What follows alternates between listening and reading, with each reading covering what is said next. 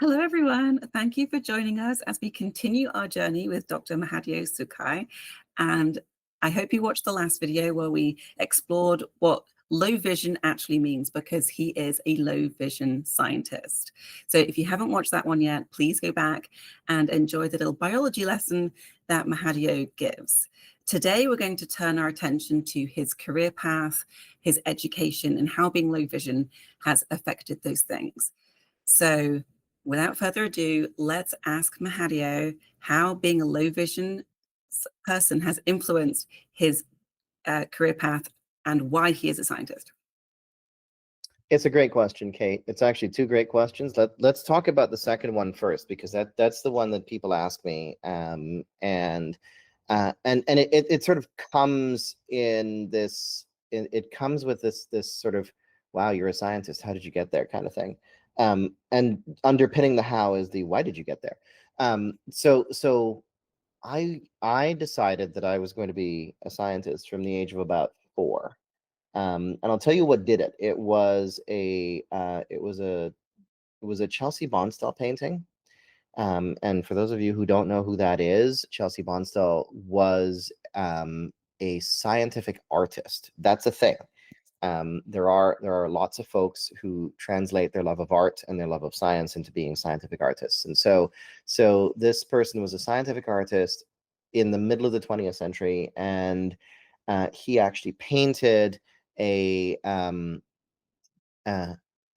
landscape that was hypothesized to be from the surface of Saturn's largest moon, appropriately named Titan, and this was filled in with 1940s level of knowledge. And so in the 1940s, all we knew was that Titan had a thick atmosphere and that the atmosphere was mostly nitrogen. And so we thought that the surface conditions of Titan were just like the surface conditions of, for example, the desert, except much, much, much colder. And so that's effectively what Chelsea Bonstall painted. He painted this orange landscape with a deep blue sky, and so immediately he had very high contrast, sort of blue and orange, going on in the painting. And in the sky, instead of something like, say, the moon, was the planet Saturn, with its rings not seen edge on. And so it was actually a spectacular painting. And you could probably Google it and find a copy of the image, I'm sure. Somebody else did about 10 years ago when they interviewed me and I told the story. And that image was what drew me into science. It actually drew me into astronomy, and from astronomy came everything else. I mean, A, astronomy, all the way to Z, zoology. But anyway, I digress. So I suppose Z. This is an American video. Zed. I can say Z, very good, or Z or Z, as they say in Australia, because they want it both ways. Thank you, Wiggles. So anyhow, so that painting got me into wanting to be a scientist. Now, I wanted to be a scientist from the age of 4. My mother was a high school chemistry teacher. My father started as a soil scientist, but then went into business and business leadership. And remember, and Kate, you've known this about me, but I grew up in the Caribbean. So I was born in Guyana, and grew up in Jamaica and Barbados, in addition to Guyana. And those are not countries where in the days when I was young, they actually had what we would call low vision services or blindness services. So there weren't organizations, for example, like the Royal National Institute of the Blind in the United Kingdom, or Vision Australia in Australia, or the Canadian National Institute for the Blind, and what's now Vision Loss Rehabilitation Canada in Canada, or anything resembling the state vocational rehab centers like they have in the United States. And so because you don't have these kinds of blindness serving organizations, my parents confronted all sorts of interesting perspectives on what to do with their kid who was blind. And included in the list of things to do was institutionalize them. And also included in the list of things to do was carve out my lenses in multiple surgeries to the point where I would have been totally blind, not just partially blind at the end of it, or partially sighted at the end of it. And so my parents didn't really accept any of those as viable solutions. And so their choice and their perspective was that relative to the resources of people in the Caribbean, they had the resources to ensure that I could go to school, that I could get an education, that I wasn't going to be institutionalized, and then I could also get the cataract lenses out, which happened in the UK when I was between 16 and 18 months of age. They did one eye at a time, and so the end result of all of that was when I declared to the world, aka my parents, that I was going to be a scientist. There wasn't anyone that they could turn to say, well, my kid wants to be a scientist, and by the way, he's low vision. How does this actually happen? And so they kind of had to make it up as they went along, and I had to make it up as I went along. But the flip side of that, and this is the quasi-inflammatory part of what I want to say. The flip side of that is there wasn't an expert in the healthcare system to offer guidance. There wasn't an expert in the education system to offer guidance. There wasn't an expert in the social services system to offer guidance. But that also means there wasn't an expert in the healthcare system, an expert in the education system, an expert in the social services system who would be there to say, in our experience, no person with vision loss or no person with low vision has ever actually gone through the education system with the intent to become a scientist. Maybe he should do something else, right? Maybe he should do something easier just because we don't actually know how to do the thing that he wants to do. So nobody said that because there was nobody around to say that, right? And so my parents were like, he wants to be a scientist. We have no idea how to make that work, but let's try to figure it out. Why shouldn't he try to find some way to achieve the vision or goal or dream that he set for himself? So let's muddle along. Muddling along meant all the books, all the Tell Me Why encyclopedia sets, all the Lego, right?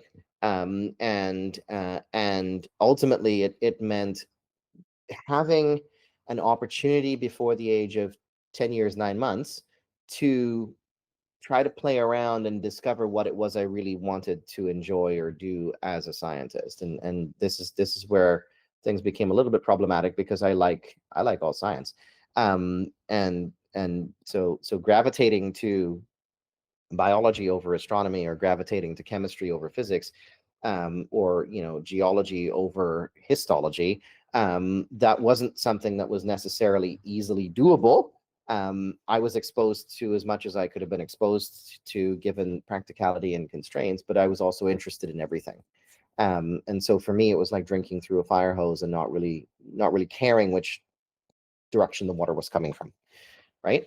And so that was the way things worked from an educational career journey perspective until we actually emigrated from Barbados to Toronto, Canada. And then all of a sudden, we had the healthcare support that wasn't there in the Caribbean. We had the educational support that wasn't there in the Caribbean, and we had the social services support that wasn't there in the Caribbean. And on the one hand, it's great when the support materializes.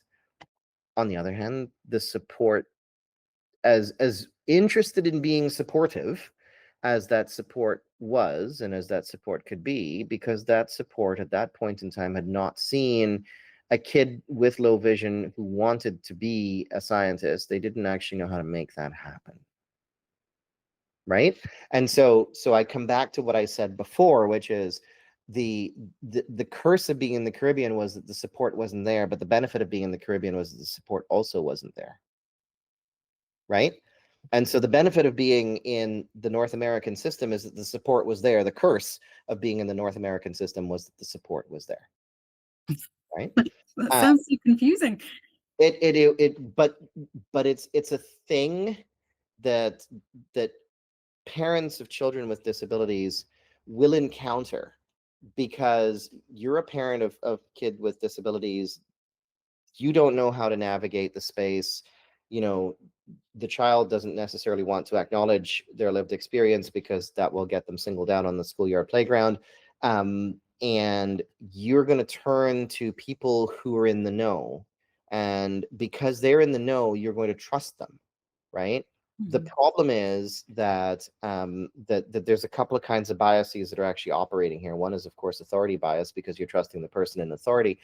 But the other kind of bias is actually the bias of the person who is in that position of authority, who is acting basically on precedence and probability. So I don't know anyone who's actually been a scientist who was born blind or who lives with low vision. Therefore, that must not be possible. Therefore, why don't you pick something easier, right? As opposed to, okay, this is what you wish to do. Let's actually try to figure it out, right? And in the absence of support, my parents were like, let's try to figure it out. They could have just as easily said, no, you can't do that, but they chose not to, right? And that was sort of their personal choice based upon the cultural values toward education that existed in colonial and post-colonial Caribbean cultures, right? So I'm gonna back up for a moment, and again, so Guyana was where I was born, and in Guyana, in colonial times that sort of verged on autonomy and then independence from what was once the British Empire. The culture of the indentured laborers and former slaves was that there were 4 career paths that meant that you were actually going to be, I'm going to say, treasured above all else as a professional. One was doctor, one was lawyer, one was engineer, but the 4th was actually teacher. And so if you were not taught well, you obviously couldn't be a doctor, a lawyer, or an engineer. And so my mother, the high school chemistry teacher, was exalted by all her students because without her, they wouldn't have gone anywhere in STEM, right? And so the premise, of course, is that education gets you out of poverty. Education gets you out of the plantation. Education gets you out of the life of farming sugarcane. That was the premise of my parents' generation in the Caribbean, right? And so that was the premise that they wanted for all of their 4 children. Although by the time they had us, things were a little bit different, and education was a little bit more universal, at least to a certain point, right? And it was mostly primary education that was universal. Secondary education was still not, and post-secondary was not expected to be. And so when you understand that cultural backdrop, then you understand my parents' choices a little bit, because to them, not having an education was simply not an option, right? And so everything from their perspective, for me and for my 3 siblings, was geared toward making sure that we all had an education. Now, in my case, that was a little bit more complex, because when we landed in Barbados, there was no school on the island, no public school on the island that wanted any part of me in primary education. So I was homeschooled for a bit, then private schooled, and then private schooled again before we ultimately came to Canada. And so things like, my parents had to make stuff up as they went along, and I think from their perspective, as best as I could understand it, from their perspective, they felt that having the support systems when we actually showed up on North American soil, it's not that there was a sense of relief that they didn't have to make things up anymore. It was a sense of being straitjacketed, being confined, because the support systems, as well-meaning and well-intentioned as they are, and they're very well-meaning and well-intentioned, they're built on probability. They're built on past experience predicting future likelihood of outcome, right? I listened to a keynote on Thursday at an event that I was speaking at that talked about the difference between probability and possibility.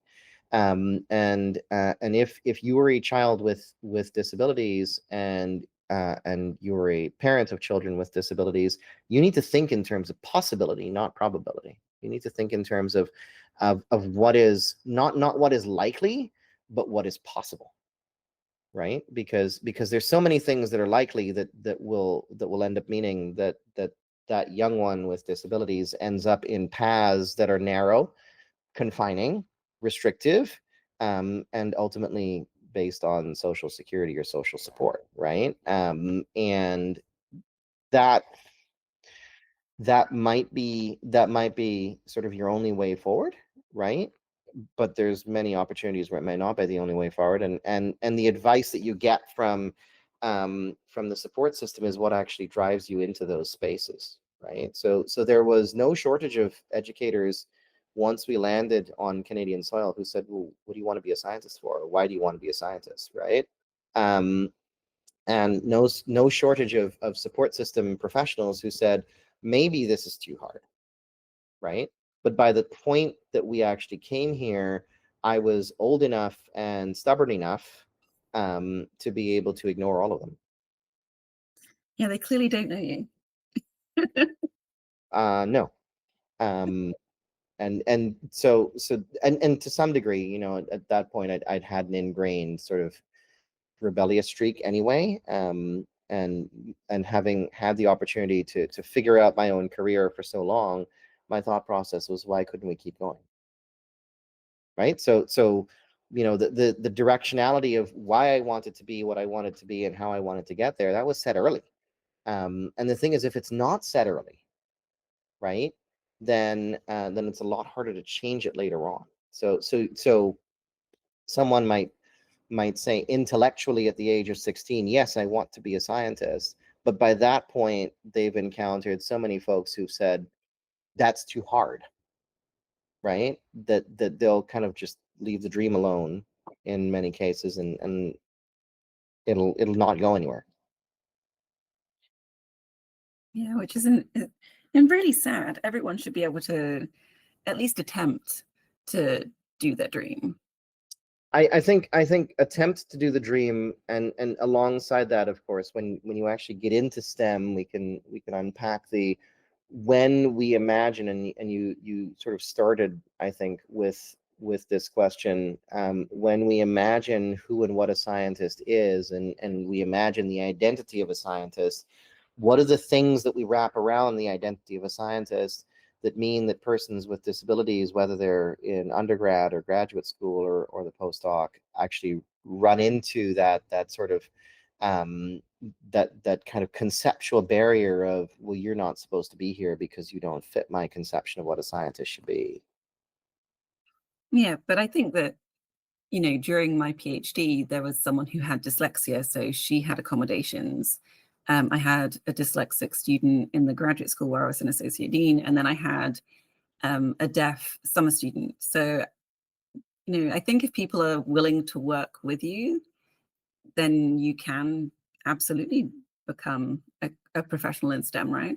But that's the thing. If people are willing to work with you, yes. If people are sort of like, I don't understand why you're here, and I'm not sure that I have the cognitive capacity to help you figure out why you're here, or how to help you, then no, right? And so I mean, my master's thesis supervisor accepted me as a master's student, in part because she needed students in the lab, but also in part, I like to think, because she saw potential, because I didn't have undergrad summer studentship experience, so I didn't actually have research experience to go along with my desire to go to graduate school, right? And so there wasn't any glimmer of probability that someone could have picked up on to say, hey, look, he was a third year undergraduate summer studentship scholarship winner, so clearly he must know what he's doing, right? Mhm. uh, and so at that point, you're taking somebody like me going into graduate school on possibility, not on probability. But graduate school itself has become so commoditized that when we review everyone's CVs at point of entry, the people who are getting into a master's have already effectively done one, as an honors thesis student, right? The people who are getting into direct entry PhDs have effectively already done one because their previous research experience is so good. And so what that ends up meaning is the likelihood of actually getting in, if you have no experience, the likelihood of getting in if you've had no opportunities, is actually very, very, very low. So if you don't have somebody who's willing to champion you, if you don't have somebody who's willing to sponsor you into the life of academia as a young scientist with a disability, it's a lot harder. Yeah, I would agree with that, but that's incredibly sad. And I mean, we could also push back and say, well, that's not just true of persons with disabilities. It's also true of women in science. It's true of First generation. indigenous persons and persons of color in science. It's true of the LGBTQ2S plus community in science. Absolutely correct, right? But the thing is that for persons with disabilities in STEM, what compounds this is the idea that you must be able to do STEM, right? You must be able to do quote unquote science. And that gets us back to the premise of what's it mean to do science, right? Does it mean, in the context of a biological sciences laboratory, does it mean handling a pipette and loading a gel? Sorry, that's a molecular biology laboratory, but it's the same thing, right? So does it mean handling a pipette and loading a gel? Does it mean looking down the eyepiece of a microscope? Or does it mean being able to think critically about how you're generating the data, what you're generating, why you're generating it, and what's it mean? Right? So there's the soft skills of the scientist, then there's the technical skills of the scientist. And when we talk about doing science, we always talk about the technical skills of the scientist. We don't talk about the soft skills of the scientist. And so with the technical skills of the scientist, there's always workarounds. There's always ways to be able to provide a level of support to the doing of the technical task so that you can actually collect the data that is really the point for you to analyze, right? And that's sort of the difference between being a scientist and being a technologist, right? As a technologist, your objective is to do the thing. As a scientist, your objective is to do the thing, to get the thing to analyze so you can understand what's going on in the world, right? And invariably, science educators forget that, or forget's a strong word, but I'm gonna go with it and encourage us to use that word. But I think what we end up doing is we assume, we make an assumption about what constitutes this essential component of being a scientist that we can measure, right? And the essential component that we think about is always the technical, methodological conducting of the experiment, not the interpreting of the data, right? And I would push back and say that that's true for some people, but for a lot of folks, science is about the data. It's not just about getting the data.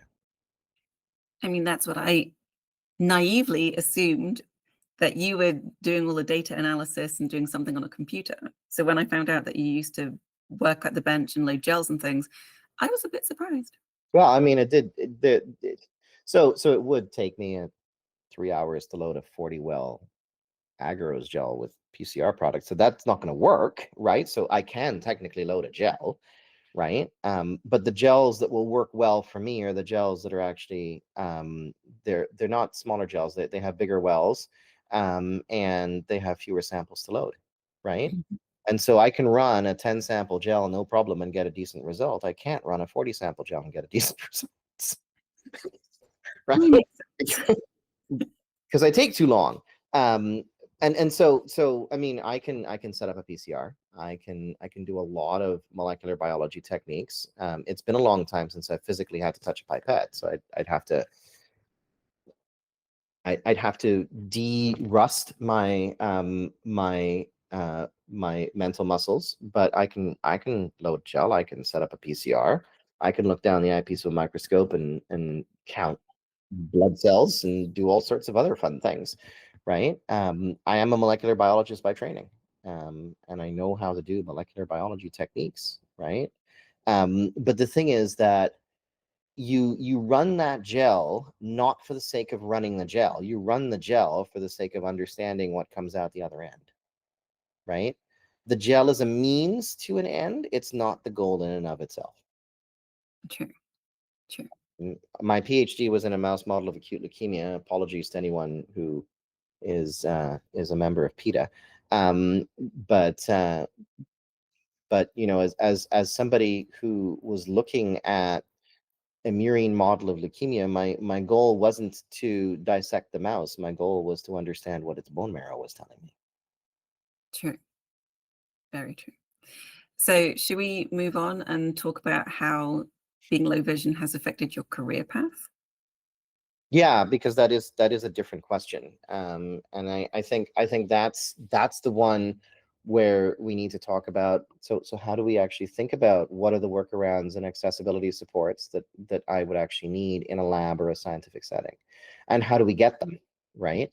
And this is where, you know, I would say that when you are a graduate student, a master's or a PhD student, actually no, I'm going to back up. When you're an undergraduate student, things are relatively cookie cutter, right? And so as an undergraduate student in the sciences, there's a buffet of accessibility supports that I got offered and that any students today would get offered.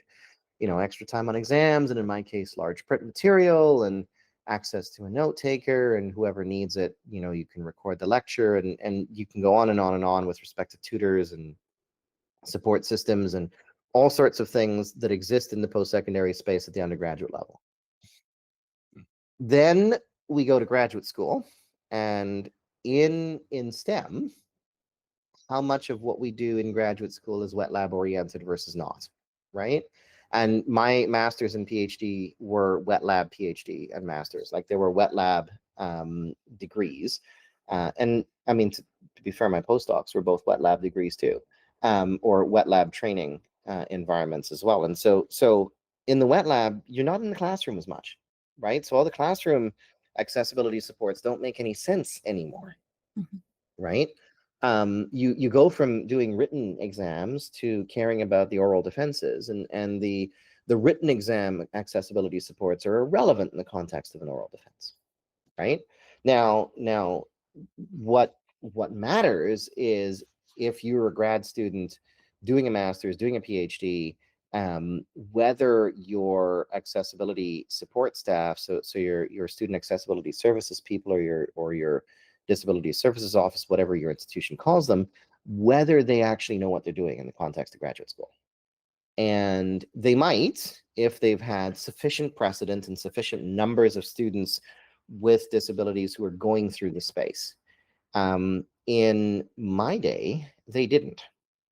And so that moniker of being the first low vision scientist, particularly in genetics, the first congenitally blind scientist in the world, who was in that field, that moniker actually stuck, right? Because I went into graduate school and it became very clear very fast that nobody knew what the hell they were doing, right? Not during my master's, where I had to be significantly involved in the figuring of it out. Not during the PhD, where things were better, because they had the precedent of my master's. So I was my own precedent for my PhD, right? Because, and to be very fair about this, one of the reasons I did a separate PhD was because I knew I was my own precedent, and I wanted to reset the whole system and try to figure out how to do it differently and better, right? And the only way to do that was basically to graduate and get another degree. And so, but the University of Toronto, where I did my master's and my PhD, they had nobody before me who was a person with a disability in any of the STEM graduate programs. And so I immediately got my hands on a few records at the university, which for the most part have stood until this day, and I don't think at least one of them can never go anywhere. One record that I had was I was the youngest person to start in STEM at the University of Toronto, because I started when I was 15. Another record was being the youngest to graduate from a STEM program. I was 19 when I graduated. That one I think might have gone by the wayside since. But then I was the youngest to start graduate school, and the first to start graduate school with a visual disability, specifically with a disability generally in the biomedical sciences. And so needless to say, nobody had any prior experience what's to do. And the thing about a wet lab environment is your experiments change on a regular basis. You're dynamically doing this work. It's not a static environment. And so your accessibility supports are going to evolve as you are going through your degree. And so in my PhD, the first half of my PhD, the accessibility supports I needed were more microscopy oriented. The back half of my PhD, the accessibility supports that I needed but ultimately never got were more bioinformatics oriented,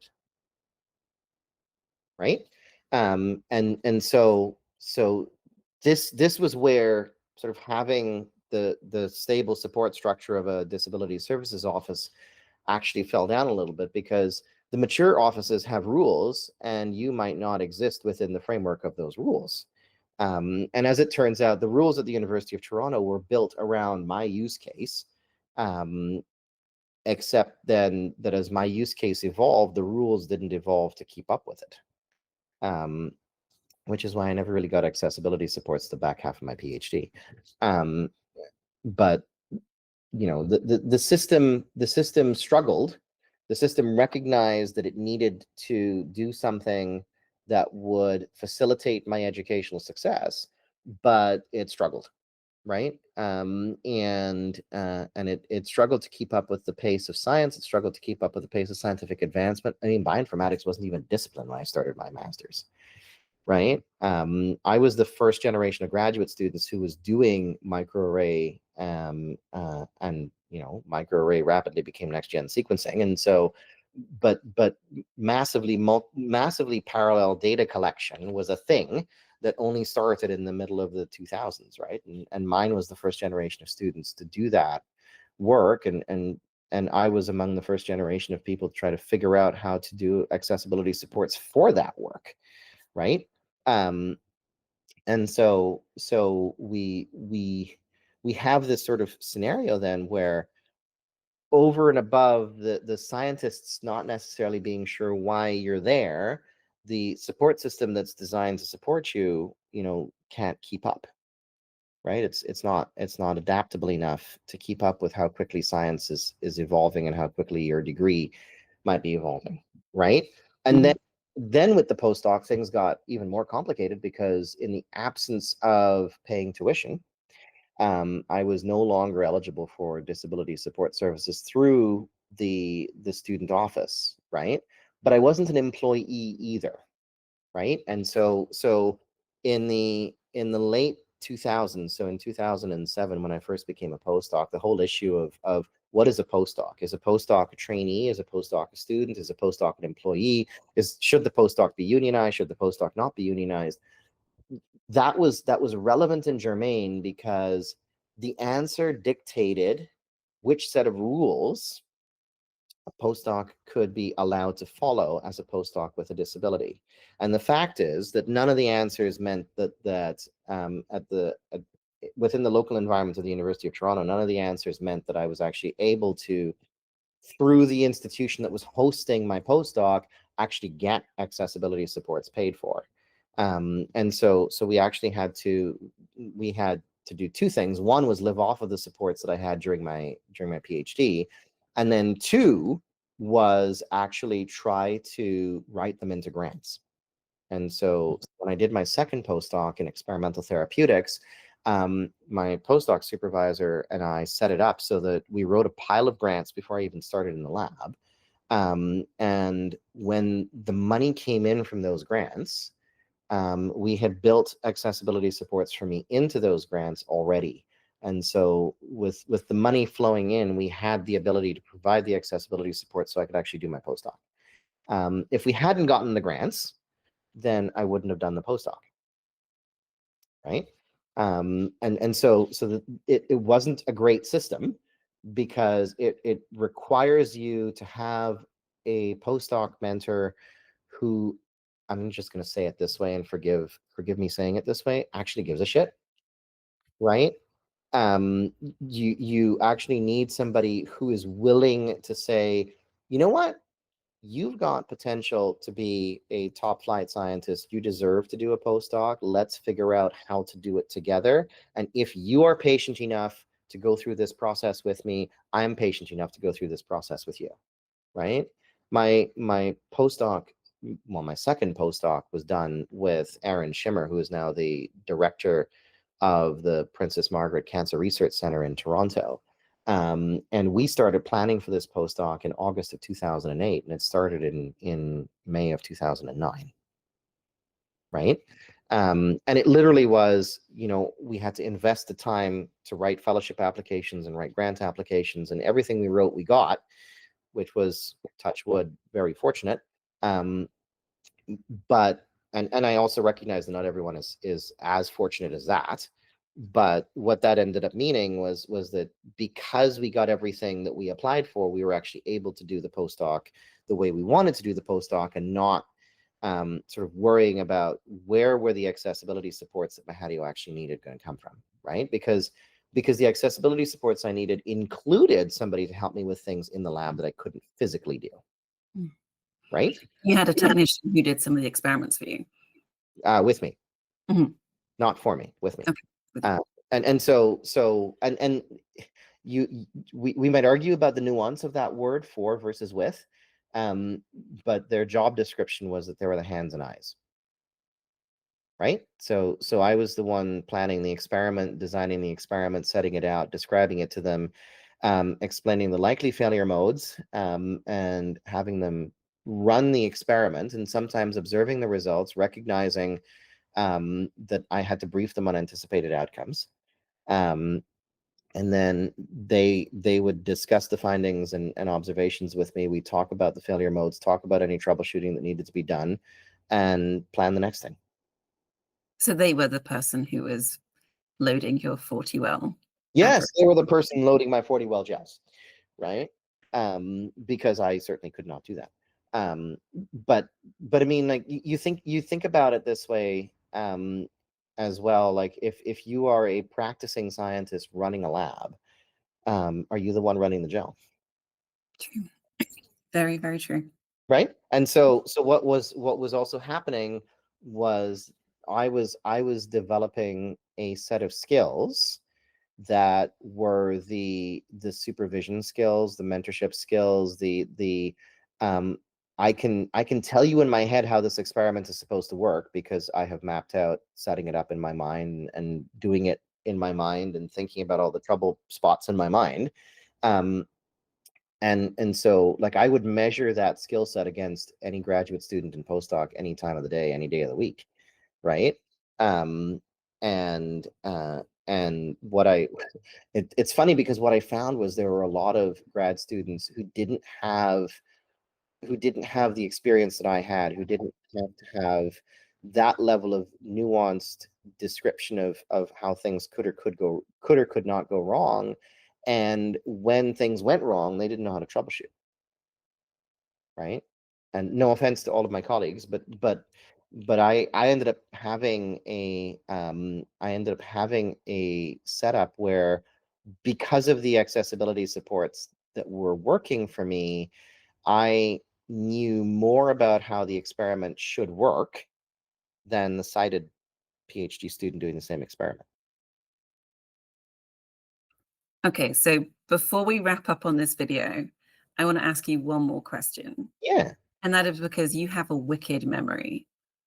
And so I'm just wondering, is that somehow that you have compensated for your low vision? So it makes it easier so that you don't have to continually read something or something like that. You just automatically remember it. So in our first conversation, Kate, I said to you that my visual cortex went and did other things. Mhm. This has never actually been functionally tested, so consider it nothing more than a hypothesis on my part. But my memory is as good as it is because I can't read or access printed material, to read things like protocols, to read things like calendars, to read things like dictionaries. And also, when I was in elementary school, it literally got beat into us how to read a dictionary and do math in your head, because we played those kinds of drills where you memorized definitions, and you memorized math problems, and you memorized calendars, and you memorized stuff. And so I've always had a trained memory, that is on the far right end of the bell curve. But thank you for joining us today on our second video with Dr. Mahadeo Sukai. On our next video, we're going to start diving into his actual scientific career. So I hope you join us. Please like and subscribe, and we'll see you next time. Thank you. Bye-bye.